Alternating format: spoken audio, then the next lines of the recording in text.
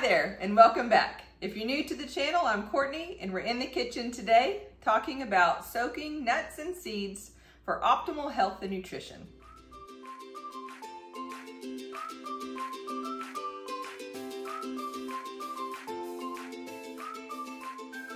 One more thing, guys, before we get going. If you wouldn't mind, please like and subscribe to our channel and hit that notification bell.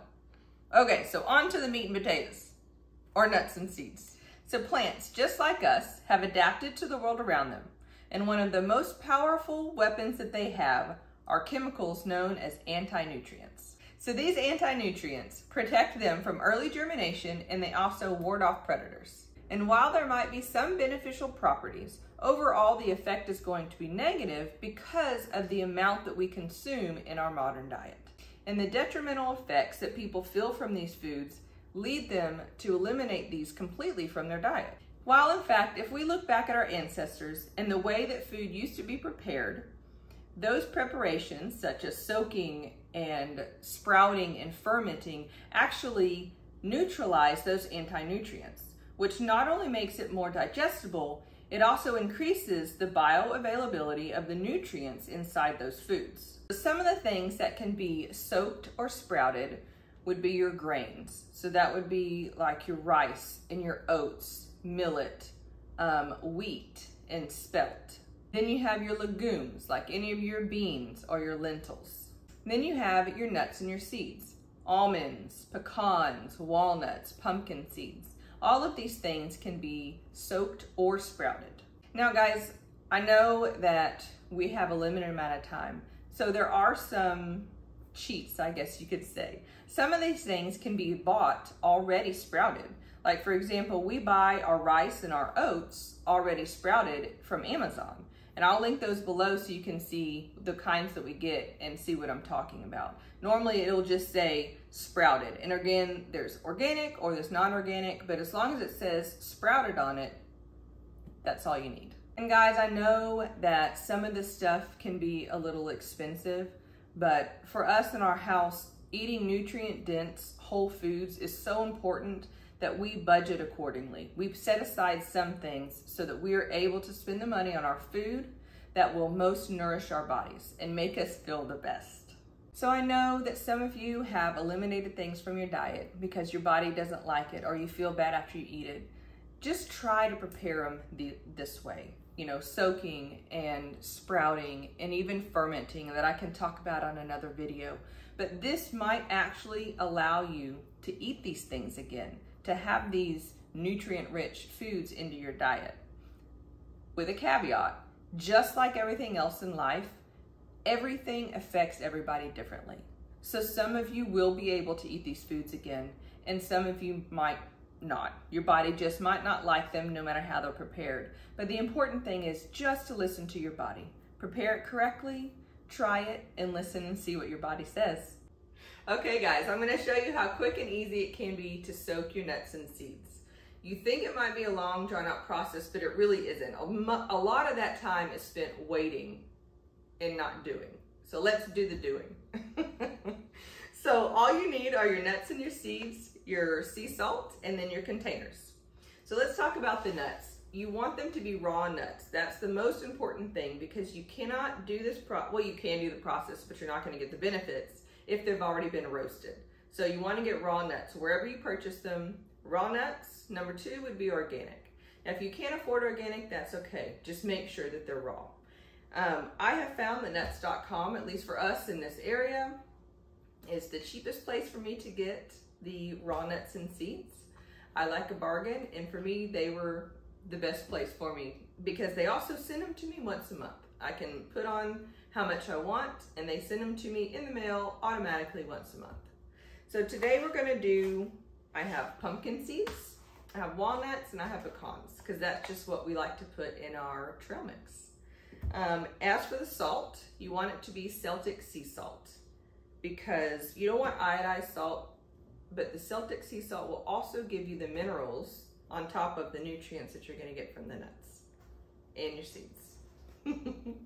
So your containers, I would suggest doing glass containers over stainless steel or something like that.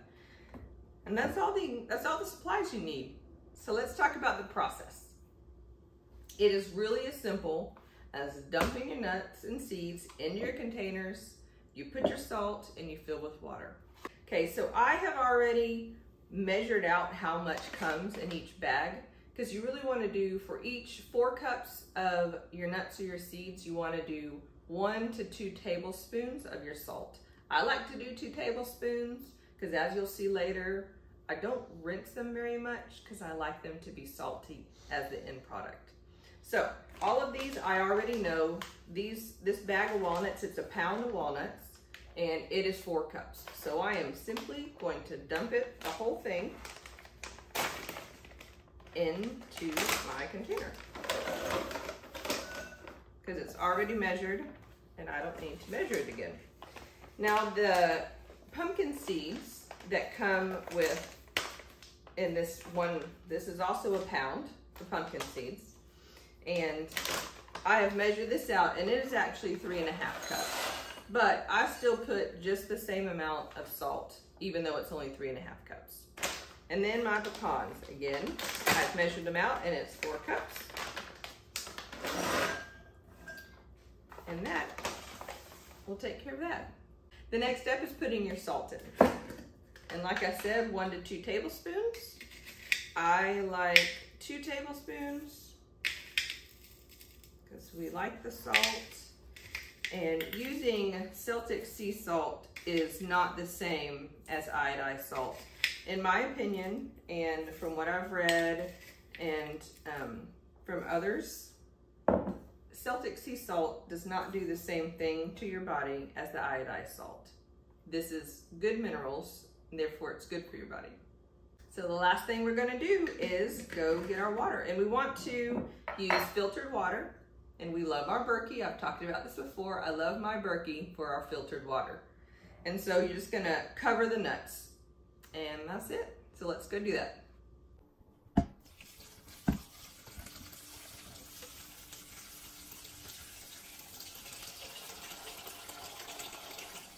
So I have my water. You can see I put a little bit more with the pecans because they tend to swell. And so I want to make sure that there is enough water for them to stay in the water and not poke out. And while I'm stirring, let me tell you a little bit more. So you can do this with almonds too. We just eat so much almond butter. I just don't put almonds in our trail mix. You can also do this with cashews, but I want to, the thing about cashews is you don't want to soak them more than 4 hours because the cashews get really, really soggy and soft if you soak them any longer. Walnuts and pecans, they soak 4 to 6 hours. Your pumpkin seeds would be more like 8 hours.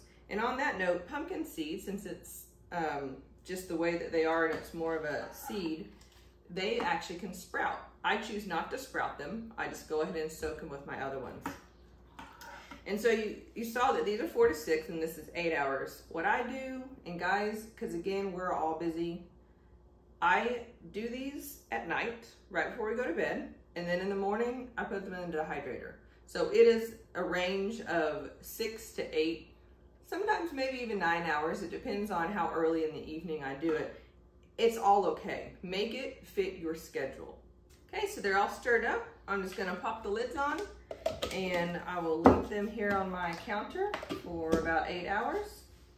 You'll see my plastic cover. I know if y'all know anything about us, I don't generally like to use plastic, but I have not ordered my beeswax covers yet.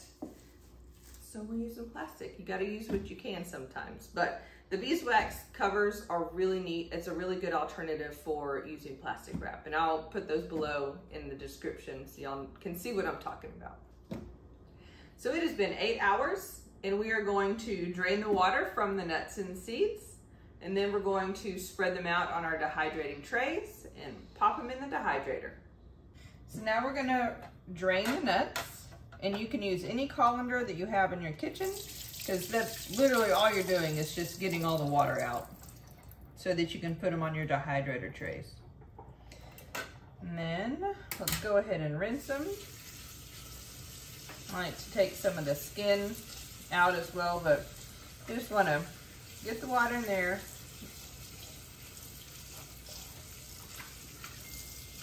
Rinse them around. And drain it again.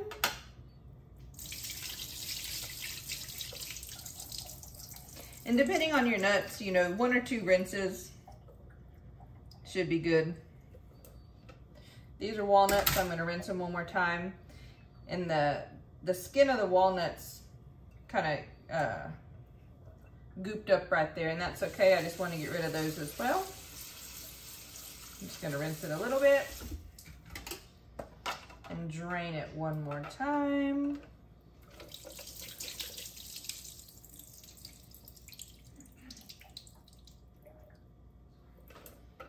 That's it.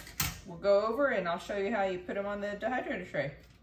So I'm back with my walnuts, and now I know, because I've done this enough times, that a pound of walnuts, I need 2 trays, and that splits them evenly to where I can spread them out in an even layer.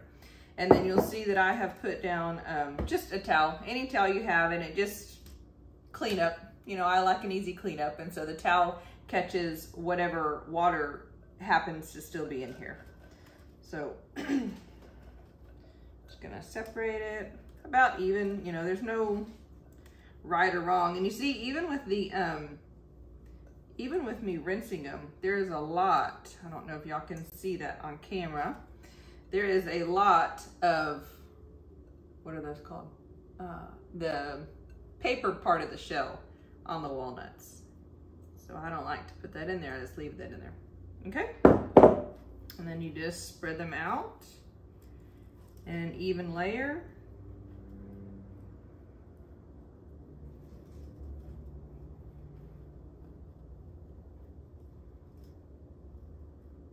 And that is all there is to it. We'll go ahead and I will take you over to the dehydrator. You can see what settings we put it on. And we just slide in our trays and our dehydrator. And with the magic of editing, I'm going to continue to do the same thing with my pecans and my pumpkin seeds.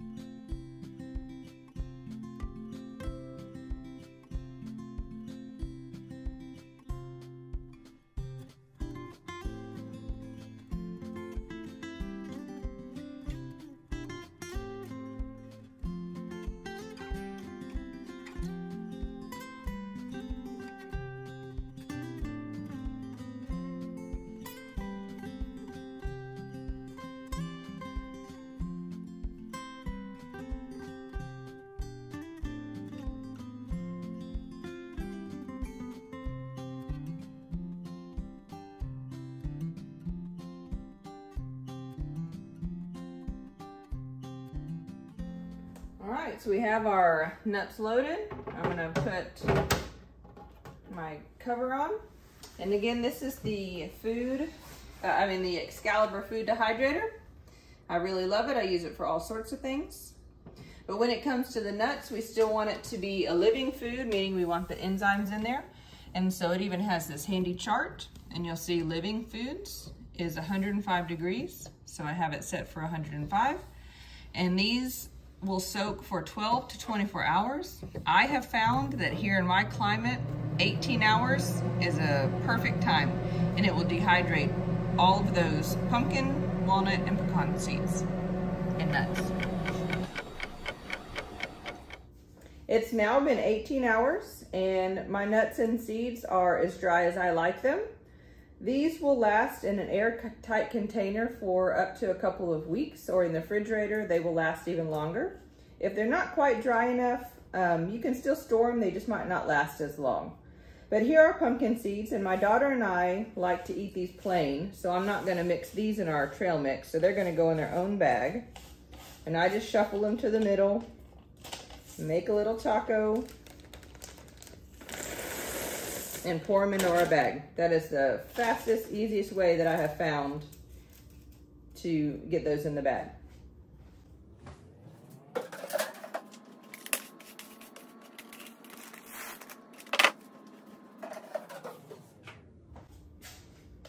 So here are our pecans.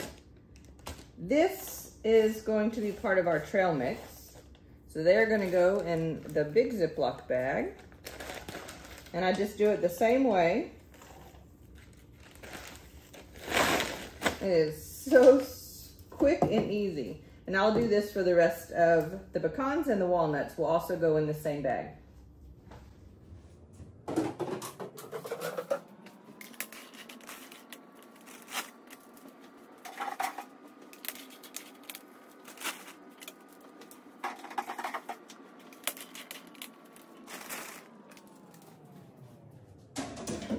That's how quick it is to get your nuts and seeds out of the dehydrator. So let's move on to making the trail mix. So JR told me that I should use a nice pretty container for my trail mix, but I'll be real, this is what we're doing right now. This is how we do it.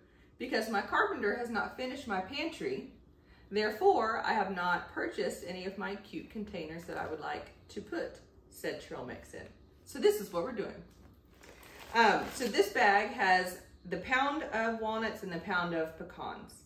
And I'm gonna put I don't want the whole pound of pumpkin seeds in there because JR and my daughter don't like it that way. So I really only take about a handful, maybe a handful and a half of the pumpkin seeds.